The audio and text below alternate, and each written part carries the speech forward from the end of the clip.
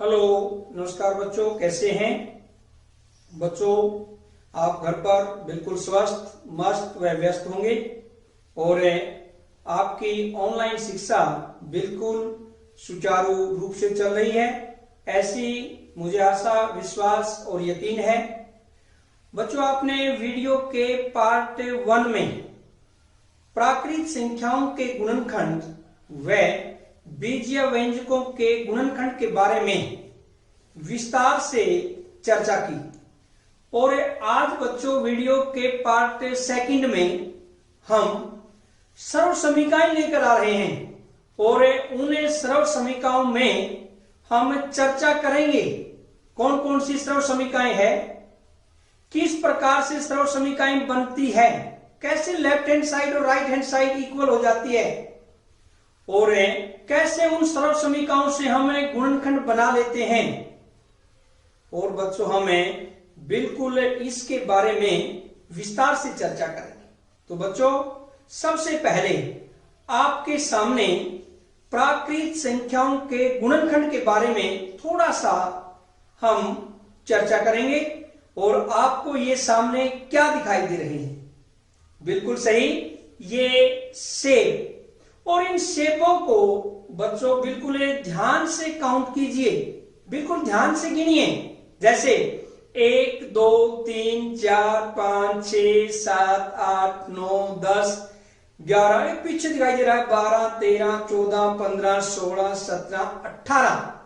कितने सेब हैं? 18। और ये बच्चा जो आपको दिखाई दे रहा है, ये चिंतित है, सोच रहा है, मनन कर रहा है। इन सेबों को कितने प्रकार से वो व्यवस्थित कर सकता है, कैसे कैसे इन सेबों को वो पंक्तिबद्ध कर सकता है। तो बच्चे ने सबसे पहले प्रयास किया एक पंक्ति में सेबों को लगाने का। आपके सामने है सारे के सारे सेबों को बच्चे ने एक पंक्ति में लगा दिया और उसको हम लिख सकते हैं। क्या लिख सकते हैं? 18 सेब है, यानी 18 बराबर 1 गुणा 18। तो 18 को हमें गुणनखंड के रूप में कैसे लिख सकते हैं? 1 गुणा 18। एक तो ये तरीका बनता है। दूसरा, बच्चा दूसरे तरीके से सेबों को व्यवस्थित करना चाहता है और जैसे उन सभी सेबों को बच्चे ने कैसे व्यवस्थित किया? 2 पंक्तियों में। और स्तंभ कितने बन जाते हैं ऐसे करके? 9। और ऐसे बच्चों इसको हम गुणनखंड के रूप में क्या लिख सकते हैं? 2 गुणा में 9। ऐसे 2 पंक्तियों में हमने सेबों को रखा और बच्चा बड़ा खुश होता है। फिर दोबारा चिंतन करता है, फिर दोबारा सोचता है और दोबारा से यह प्रयास करता है कि इन सेबों को कैसे व्यवस्थित किया जाए, कैसे पंक्तिबद्ध किया जाए, कैसे उनको लगाया जाए। तो देखिए आपके सामने ये तीसरी प्रकार से बच्चा कैसे सेबों को लगाता है। उन्होंने 3 पंक्तियों में सेबों को लगाया। जैसे आपके सामने 6 स्तंभ बना दिए और हम कह सकते हैं उसने, बच्चे ने कैसे 18 के 18 सेबों को कैसे लगा दिया? 3 पंक्तियों में और 6 उसके स्तंभ बना दिए। यानी 18 के अगर हम कहें गुणनखंड क्या हो सकते हैं? 3 गुणा में 6। और बच्चे ने सोचा कि हम इस प्रकार से इन सेबों को व्यवस्थित कर सकते हैं। तो इस प्रकार से यदि हम प्राकृत संख्याओं को गुणनखंड के रूप में दर्शाना चाहते हैं तो हमें इसके सारे के सारे या सभी गुणनखंड 18 के कौन कौन से हो सकते हैं बच्चों? जो हमने अभी चर्चा की, 1 2 3 6 9 18। ये 18 के सभी गुणनखंड है। और फिर हम बात करते हैं 18 के अभाज्य गुणनखंडों की। 18 के जो अभाज्य गुणनखंड है बच्चों, उसमें क्या है? अभाज्य संख्या क्या होती है? सबसे पहले आपको यह पता होना चाहिए, आपको इसके बारे में जानकारी भी है। हमने पहले इस पर विस्तार से चर्चा भी की है। जिस संख्या के 2 गुणनखंड होते हैं अधिकतम, यानी 2 से ज्यादा गुणनखंड नहीं होते, और 2 से कम भी नहीं होने चाहिए। यानी जिस संख्या के 2 गुणनखंड होते हैं, 2 फैक्टर होते हैं, उसे हम अभाज्य संख्या बोलते हैं। तो 18 के जो अभाज्य गुणनखंड बने इसमें कौन कौन से बनते हैं बच्चों, देखिए ध्यान से, 2 गुणा 3 गुणा 3, यानी 18 के अभाज्य गुणनखंड 2 गुणा 3 गुणा 3।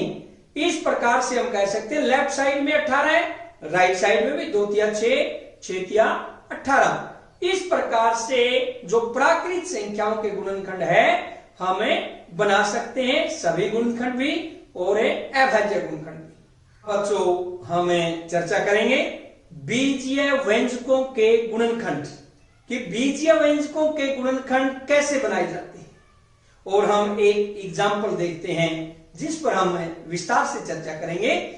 x की 2 प्लस 5x प्लस 6, यानी x square plus 5x plus 6। सबसे पहले बच्चों हम इसमें x स्क्वायर को दर्शाएंगे ज्यामितीय रूप में, यानी बीजीय व्यंजकों के जब हम गुणनखंड बनाएंगे तो x स्क्वायर को हमें कैसे दर्शाएंगे, ज्यामितीय रूप में। और आपके सामने ये एक वर्ग दिखाई दे रहा है जिसकी लंबाई x और चौड़ाई भी क्या है बच्चों, x। इस प्रकार से हम कह सकते हैं इस पूरे के पूरे वर्गाकार भाग का क्षेत्रफल x स्क्वायर है, यानी हमने x स्क्वायर को इस प्रकार से दर्शा दिया ज्यामितीय रूप में। अब हम बच्चों दर्शाना चाहेंगे 5x। 5x को हम किस प्रकार से दर्शा सकते हैं, जैसे आपके सामने है, देखिए ये लंबाई इसकी x ही है और हमने इसकी चौड़ाई 5 ले ली। ये जो आपको लाइन दिखाई दे रही है कितनी है, 1 2 3 4 5।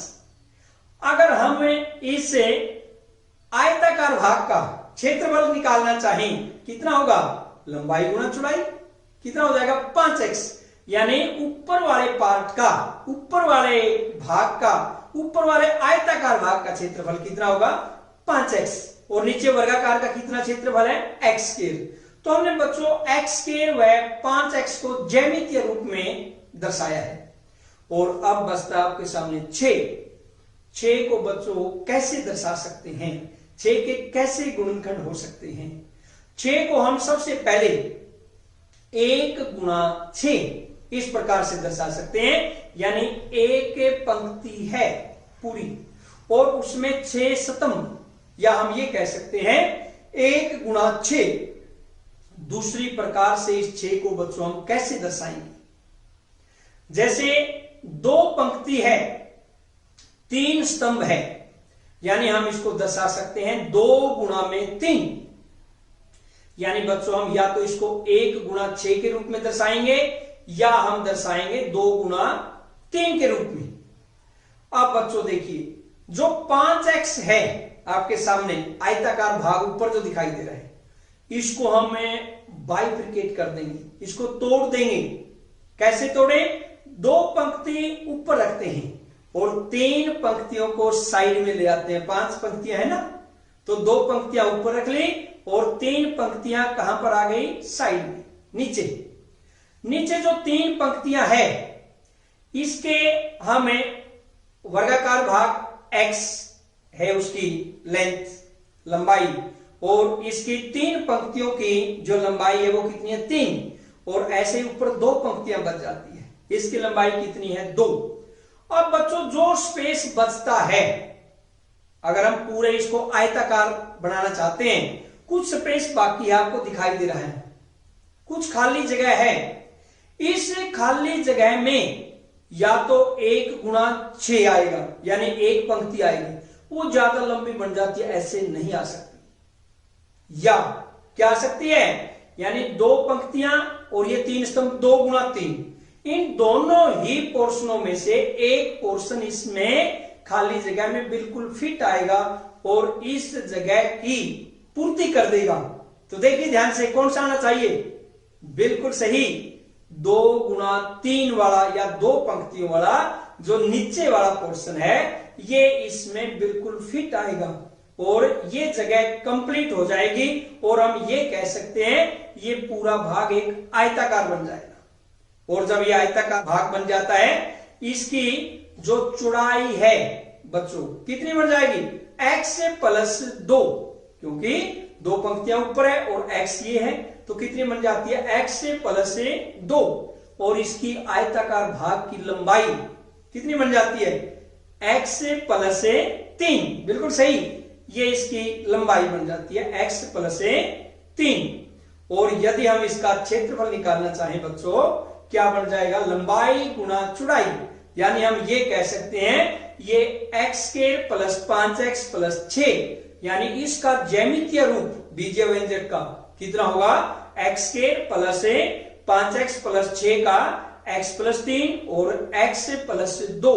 या हम अगर ये कहें कि आयत का क्षेत्रफल किसके बराबर होगा, इसमें बच्चों जो आयत का क्षेत्रफल है वो किसके बराबर होगा, x+3 इंटू x+2 बराबर किसके है, x²+5x+6। और इस प्रकार से इससे बीजीय व्यंजक के ये गुणनखंड बन जाते हैं।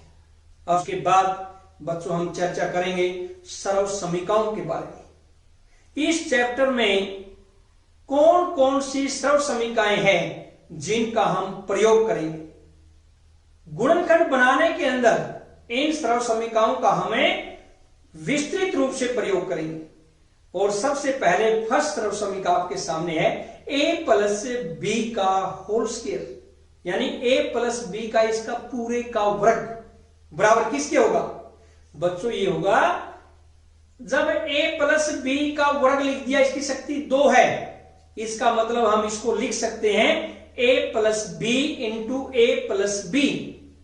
क्योंकि क्या कि यदि आधार बराबर हो, गुणा में शक्तियां जुड़ जाती है, यानी पावर ऐड हो जाती है, कब, जब बेस इक्वल होता है, जब बेस बराबर होता है। यानी a+b इंटू a+b दोनों का आधार बराबर है।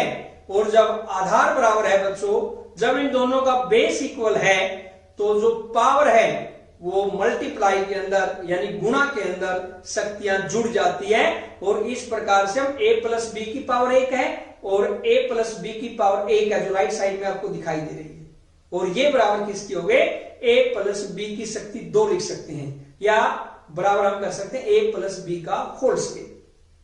उसके बाद बच्चों अब क्या करेंगे हम, इसमें जो a+b पहले वाला है, इस a की गुणा दूसरे वाला जो गुणनखंड है a+b फैक्टर है, उस पूरे के साथ इसकी गुणा करेंगे, पूरे के साथ इसकी मल्टीप्लाई करेंगे। यानी हम कह सकते हैं a ब्रैकेट में a+b और आगे क्या है यहां पर b, इस b की गुणा भी, इस b की मल्टीप्लाई भी हम पूरा किसके साथ करेंगे, a+b के साथ।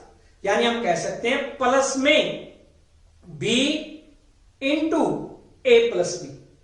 यानी पहले तो बच्चों a की मल्टीप्लाई कर दी या गुणा कर दी पूरे के पूरे दूसरे फैक्टर a+b के साथ, फिर प्लस b है, प्लस b की फिर गुणा कर दी उसे सारे a+b के साथ। और जब अब a की मल्टीप्लाई इस a+b से करेंगे, क्या बन जाएगा, a² पहले वाले गुणनखंड की, और प्लस में ab जो आपको रेड कलर में दिखाई दे रहा है।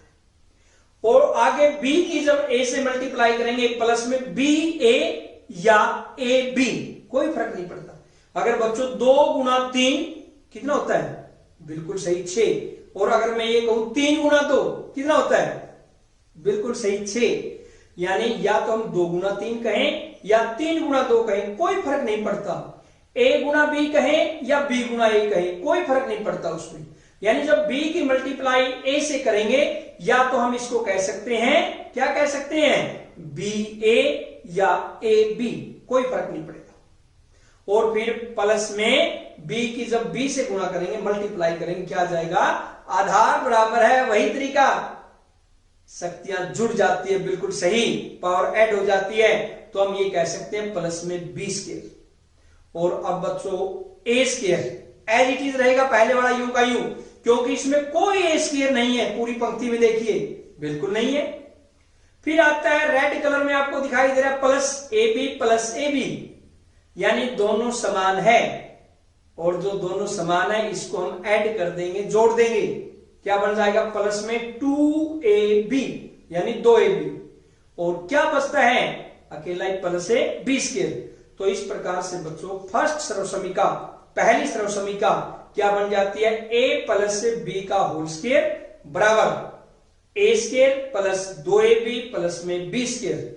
और अब हम चर्चा करते हैं सर्वसमीका सेकंड, दूसरी सर्वसमीका a माइनस बी का होल स्क्वायर, या हम बच्चों कह सकते हैं a माइनस बी का इसका पूरे का वर्ग। बिल्कुल जो हमने फर्स्ट सर्वसमीका में किया था, पहली सर्वसमीका में किया था, उसी प्रकार से a माइनस बी के होल स्क्वायर को, इसके पूरे के वर्ग को हम क्या लिख सकते हैं, a minus B into A minus B, यानी हम कह सकते हैं a माइनस बी की पावर 1 और a माइनस बी की पावर 1, दोनों का आधार बराबर है यानी बेस इक्वल है। तो जब बेस इक्वल है गुणा के अंदर शक्तियां जुड़ जाती है, यानी मल्टीप्लाई के अंदर जो पावर होती है वो ऐड हो जाती है। a माइनस बी की पावर 1 है और a माइनस बी की पावर 1 है। जब इन दोनों को जोड़ेंगे 1 प्लस 1, लेफ्ट साइड में देखिए क्या है, a माइनस बी की पावर 2, यानी इस प्रकार से हम ये कह सकते हैं a माइनस बी का वर्ग पूरे का क्या लिख सकते हैं, a minus B into A minus B. अब बिल्कुल जैसे हमने सर्वसमीका फर्स्ट में किया था, बिल्कुल उसी प्रकार वही तरीका, सिर्फ यहां पर प्लस की बजाय माइनस है, चिन्ह में फर्क है, यानी साइन में डिफरेंस है और कोई डिफरेंस नहीं है। तो हम कैसे करेंगे, पहले वाले a की मल्टीप्लाई यानी गुणा, दूसरा वाला जो ब्रैकेट के अंदर है, कोष्ठक में है a माइनस बी, उस पूरे ब्रैकेट वाली जितनी भी संख्याएं हैं उससे मल्टीप्लाई कर देंगे इस a को, यानी हम कह सकते हैं a ब्रैकेट में a माइनस बी यानी a into A minus B. और यहां पर अब माइनस बी है तो यहां पर माइनस बी की मल्टीप्लाई करेंगे पूरे के पूरे उसे ब्रैकेट के साथ, जो ब्रैकेट में संख्याएं है, व्यंजक है, उनके साथ, यानी माइनस में b इंटू या ब्रैकेट में a माइनस बी। अब a की गुणा या a की मल्टीप्लाई किससे कर देंगे बच्चों, a माइनस बी से। किससे करेंगे, a माइनस बी से। जैसे a की हम गुणा करते हैं a square minus A B, जो आपको येलो कलर में ए बी दिखाई दे रहा है, माइनस ए बी। अब माइनस बी की गुणा करेंगे, यहां माइनस बी है और वहां पर ब्रैकेट में ए प्लस का है, जिसके आगे कोई चिन्ह नहीं है वो प्लस का होता है। माइनस गुणा प्लस क्या होगा बच्चों, माइनस ही होता है। यानी हम कह सकते हैं जब चिन्ह की गुणा करते हैं प्लस गुणा प्लस, प्लस होता है, प्लस गुणा माइनस, माइनस होता है, माइनस गुणा प्लस, माइनस होता है, और माइनस गुणा माइनस क्या होता है, प्लस। तो यहां पर माइनस बी की जब मल्टीप्लाई प्लस ए से करेंगे तो पहले चिन्हों की गुणा करते हैं, चिन्ह किस चीज का आएगा, माइनस का, तो क्या आ जाएगा माइनस ए बी। और माइनस बी की जब गुणा माइनस बी से करेंगे, माइनस माइनस क्या बन जाता है, प्लस, प्लस से बी स्क्वायर। फिर हम नेक्स्ट देखते हैं आगे ए स्क्वायर एज इट इज, क्योंकि ए स्क्वायर दूसरा नहीं है कहीं पर। अब जो येलो कलर में आपको दिखाई दे रहा है माइनस ए बी समान व्यंजक है। जब हम इनको जोड़ेंगे, ऐड करेंगे, माइनस का एक ए बी है और माइनस का एक ए बी है, तो माइनस के क्या बन जाएंगे, माइनस 2ab यानी माइनस 2ab, और प्लस बी स्क्वायर के बच गया, और तो है ही नहीं इसमें बी स्क्वायर। तो इस प्रकार से सर्वसमीका सेकंड बन जाती है बच्चों, क्या बन जाती है, a माइनस बी का होल स्क्वायर बराबर किसके बन जाता है, a square minus 2ab plus में b स्क्वायर। उसके बाद देखते हैं हम सर्वसमीका थर्ड, तीसरी, a square minus b square, ये किसके बराबर होगा, ये तो a माइनस बी का होल स्क्वायर था। यहां पर थर्ड सर्वसमीका आती है a square minus b square. इसको हम कैसे लिख सकते हैं, a minus B into A plus B, क्योंकि जब इन दोनों की मल्टीप्लाई करेंगे, यदि हम इनको बच्चों खोलते हैं, ऐसे ही गुणा करके देखते हैं, वही आएगा A square minus A B square, वही आ जाता है इसमें। यानी इस चैप्टर की लास्ट सर्वसमीका जिसको हम प्रयोग करेंगे, x plus A into X plus B. यानी इसका अर्थ क्या हुआ बच्चों, पहले वाला जो व्यंजक है बिल्कुल समान है और दूसरे वाला जो लास्ट वाले वो समान नहीं है। यानी हम कह सकते हैं x plus A into X plus B, ये किसके बराबर होगा, बिल्कुल वही तरीका जो हमने पहले किया है, इस x की मल्टीप्लाई कर देंगे या इस x की गुणा कर देंगे, किसके साथ, x प्लस बी के साथ, पूरे के साथ, x into X plus B, और फिर प्लस ए की गुणा कर देंगे, क्या, प्लस ए, ब्रैकेट में क्या करेंगे, x प्लस बी, इस पूरे x प्लस बी के साथ इसकी गुणा करेंगे। और बच्चों जब इस x की गुणा x के साथ करते हैं, x गुणा x की पावर 1 है और आगे भी x की पावर 1 है, दोनों के बेस इक्वल है, आधार बराबर है, देखिए x पावर 1 मल्टीप्लाई में वही पावर जुड़ जाती है, ऐड हो जाती है, x की पावर 1 और x की पावर 1। जब हम इसको जोड़ेंगे क्या बन जाएगा, x की पावर 2, यानी x की शक्ति 2, और प्लस में, जब प्लस में b है और x की गुणा करेंगे क्या आ जाएगा, प्लस में एक्स बी या प्लस में बी एक्स लिख सकते हैं, एक ही बात, एक्स बी या पी एक्स, जैसे हमने पहले बताया था ए गुणा बी या बी गुणा ए, वही होता है, कोई फर्क नहीं पड़ता। तो इसको क्या करेंगे, प्लस ए बी एक्स। बिल्कुल इसी प्रकार बच्चों प्लस ए की गुणा पूरे इस एक्स प्लस बी के साथ करेंगे, जब इसे प्लस ए की गुणा एक्स के साथ करेंगे क्या आ जाएगा, प्लस ए एक्स, और जब प्लस ए की गुणा उस बी के साथ करेंगे तो क्या आ जाएगा बच्चों, प्लस में ए बी। अब आपको ये व्हाइट में दिखाई दे रहे हैं बी एक्स और ए एक्स। अब नेक्स्ट स्टेप में क्या करते हैं, देखिए X square as it is रहेगा, यूं का यूं एक्स स्क्वायर प्लस में। अब ये जो व्हाइट में आपको दिखाई दे रहा है प्लस से बी एक्स और प्लस में ए एक्स, इन दोनों में आपको क्या कॉमन दिखाई दे रहा है, क्या साझा दिखाई दे रहा है जो दोनों के अंदर विद्यमान है, देखिए आप ध्यान से देखिए, बिल्कुल सही x, दोनों में x कॉमन है, और जब हम दोनों में x कॉमन लेंगे तो पहले क्या बच जाता है b और फिर क्या बच जाता है a, यानी x कॉमन लेके b प्लस a, या हम इसको अगर a प्लस b लिख दे तब भी कोई फर्क नहीं पड़ता, हम इसको लिख सकते हैं a plus b into x, क्योंकि जब इस x की मल्टीप्लाई करके देखिए, पहले a के साथ करते हैं ax प्लस में, फिर इस x की मल्टीप्लाई करके देखिए b के साथ प्लस bx, वही आ गया ax प्लस bx या bx प्लस ax।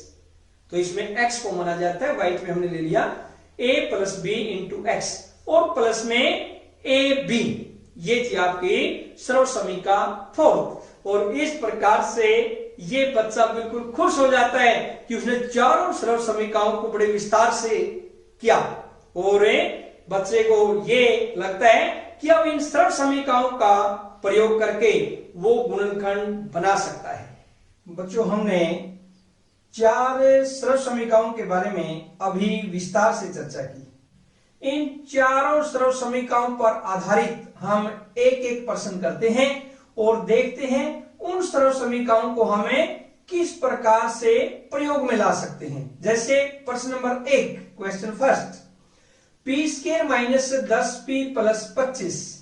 अब बच्चों इसमें ये देखिए कि हमारे पास सर्वसमीकाएं 4, क्वेश्चन 1, सर्वसमीका 1 ही लगेगी, तो कौन सी सर्वसमीका लगेगी, बिल्कुल ध्यान से देखिए।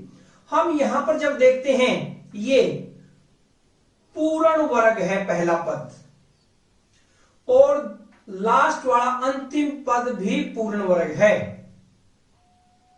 और बीच में माइनस का चिन्ह है, तो a माइनस बी का होल स्क्वायर वाली सर्वसमीका लगनी चाहिए।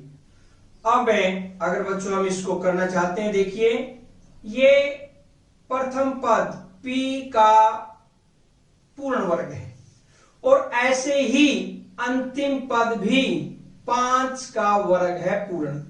ऐसे अब जो बीच में है -10p, एक बार इसको -10p को भूल जाइए। सरल समीकरण में बच्चों हमने राइट साइड में क्या लिखा था, a - b का होल स्क्वायर, a स्क्वायर और माइनस में 2ab प्लस b स्क्वायर। एक बार इसको -10p को भूल जाइए। a इसमें p है और b इसमें क्या है 5, तो यहां पर -2ab 2 गुणा में a क्या है p और b क्या है 5, यानी हम कह सकते हैं a स्क्वायर -2ab प्लस में b स्क्वायर, वही तरफ समीकरण लग जाती है। और जब हम इसको खोलते हैं माइनस के 2 पंजा 10p, ये -10p, और अगर यहां पर देखते हैं ये भी -10p है ये वाला। तो इस प्रकार बच्चों हम इसको क्या लिख सकते हैं, p माइनस b स्क्वायर है, यानी a माइनस b का वर्ग। ये इसको हम इस प्रकार लिख सकते हैं, p माइनस 5 का वर्ग या a माइनस b का वर्ग।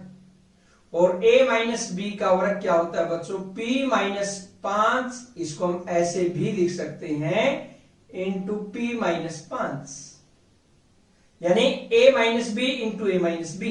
क्यों?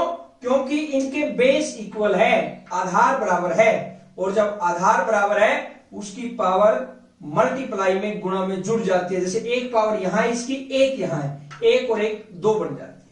यानी इस p square minus 10p plus 25 इस बीजीय व्यंजक के जो गुणनखंड बने p minus 5 into p minus 5, ये बना p minus 5 into p minus 5, और जब इन दोनों की गुणा करेंगे यही आता है। तो ये था आपका प्रश्न नंबर 1।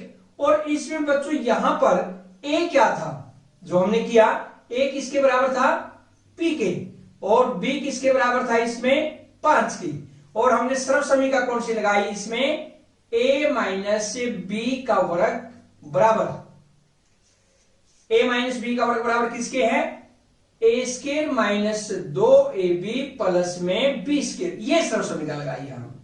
अब देखते हैं नेक्स्ट क्वेश्चन। प्रश्न नंबर 2 में बच्चों क्या है, 4p स्क्वायर माइनस 9q की 2, इसमें भी हमने देखना है कौन सी सर्व समीकरण लगेगी। सबसे पहले ये देखिए, पहले पद का पूर्ण वर्ग है, दूसरे पद का भी पूर्ण वर्ग है, दोनों पदों का पूर्ण वर्ग है, और दूसरे वाला पद माइनस का है, तो उसमें हमें देखते ही पता लग जाएगा। देखिए चारों सर्व समीकरण में जिसका पहला पद पूर्ण वर्ग है और अंतिम पद माइनस का यानी ऋणात्मक भी है और पूर्ण वर्ग है, कौन सी सर्व समीकरण होनी चाहिए, a square minus b square, बिल्कुल सही है। हम इसको क्या लिख सकते हैं, a स्क्वायर पूर्ण वर्ग 2p का वर्ग है, ये पूरा 2p का वर्ग, और माइनस में 3q का वर्ग, यानी जब हम इसको 2p के वर्ग को खोलेंगे 2p गुणा 2p 4p की 2, और 3q का वर्ग खोलेंगे 3q गुणा 3q 9q की 2, यानी a square minus b square बन जाते हैं। a square minus b square किसके बराबर होगा, a minus b into a plus b, a क्या है 2p और b क्या है इसमें 3q, तो हम इसको क्या लिख सकते हैं, a minus b into a plus b, यानी a minus b into a plus b।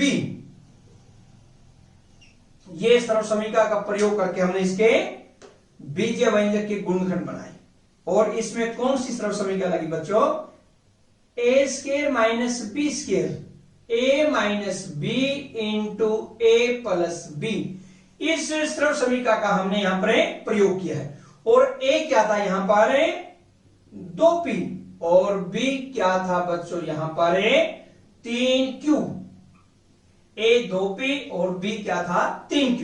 तो ये था आपका प्रश्न नंबर 2। प्रश्न नंबर 3 देखिए बच्चों क्या है, बीजीय व्यंजक x square plus 12x plus 36 इसके हमने गुणनखंड बनाने हैं। अब इसमें हमें कैसे गुणनखंड बनाएंगे, एक पहले पद का पूर्ण वर्ग है और अंतिम पद का भी पूर्ण वर्ग है और बीच में प्लस का चिन्ह है यानी धनात्मक चिन्ह है, तो इसमें कौन सी सरल समीकरण लग सकती है, हमें यहीं से अंदाजा आ जाता है a प्लस बी का होल स्क्वायर वाली सरल समीकरण लगेगी। तो हमें यहां पर इसको कैसे करते हैं, देखिए x का वर्ग पहले पद का ये पूर्ण वर्ग और अंतिम पद भी ले लेते हैं बच्चों प्लस में 6 का वर्ग, ये अंतिम पद है। अब एक बार 12x को भूल जाइए, यहां पर a x है और b क्या है 6। सर्व समीकरण का जब हम प्रयोग करते हैं a स्क्वायर प्लस में 2ab प्लस में b स्क्वायर प्लस बीच में 2 a क्या है x इंटू x गुणा में और b क्या है 6। जब हम बच्चों इसको देखते हैं, देखिए यहां पर ये बीच वाला पद ये वाला और यहां पर इस पद को देखिए बीच वाले पद को ये वाला, इसमें क्या है 6 दूनी 12x और ये भी 12x है, यानी हम इसको क्या लिख सकते हैं a square plus 2ab plus b square, a क्या है इसमें x, b क्या है इसमें 6, या हम इसको बच्चों लिख सकते हैं x प्लस 6 का वर्ग, ऐसे भी कर सकते हैं ये, और x प्लस 6 का वर्ग को हम क्या लिख सकते हैं x plus 6 into x plus 6।